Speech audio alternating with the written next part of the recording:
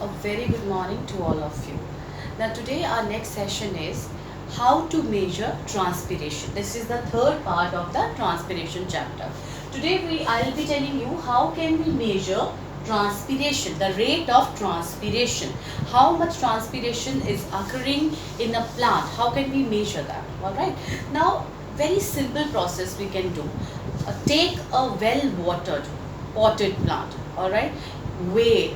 Take its weight and keep it for 3 or 4 hours, and after 4 or 5 hours again check its weight.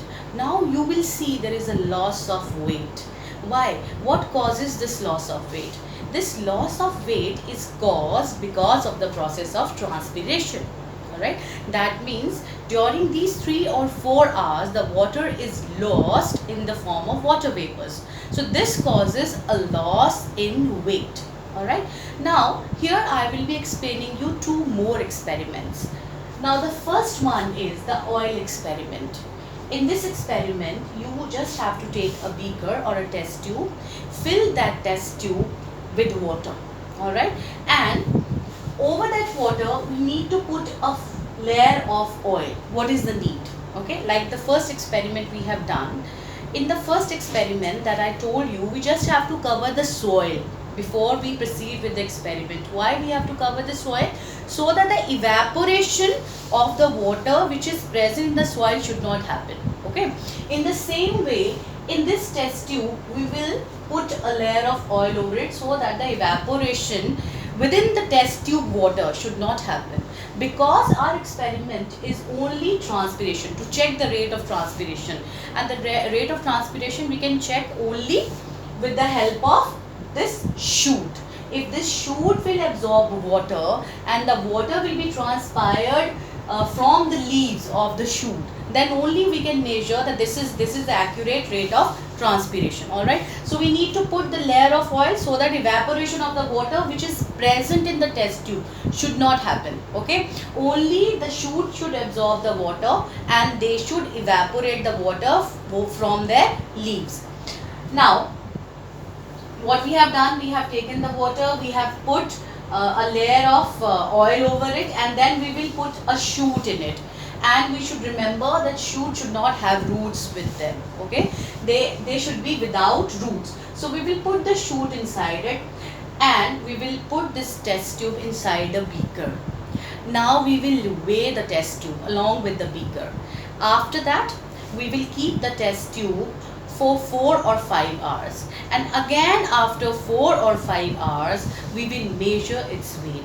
Now what we will observe? We will observe there will be a loss of weight in the test tube. What causes this loss of weight? Transpiration causes this loss of weight. Okay. Now what had happened during this experiment?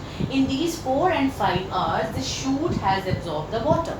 When these shoots, they have absorbed the water has definitely gone to the leaves. Now from the leaves, through the help of stomata, the water vapors, okay, the water, it has been evaporated in the form of water vapors. So as the water vapors or the water has been evaporated, definitely there will be a loss of weight in this plant, in this test tube. Okay, so this measure the rate of transpiration.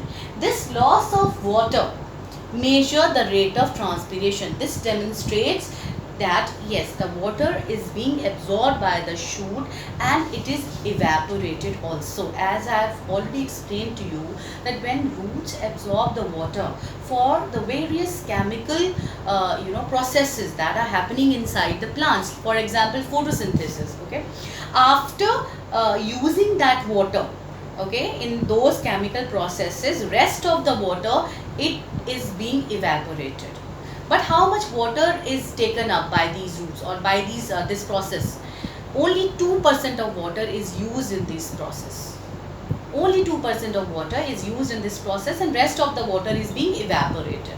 Alright. Now, so I hope this experiment is clear. The next one is Genome spotometer.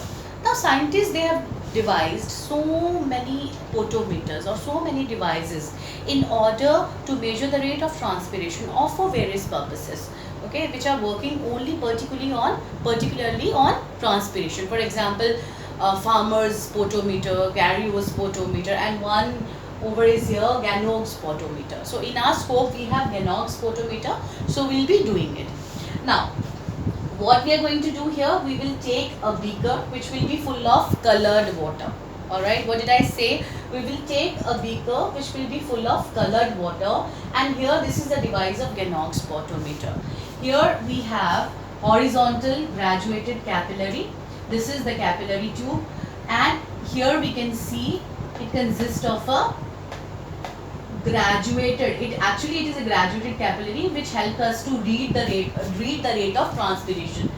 Then here we have a reservoir which is full of water. This is the stopcock which is used to stop the flow of water, and whenever we need it, that water should come inside this graduated capillary, we will open this stopcock.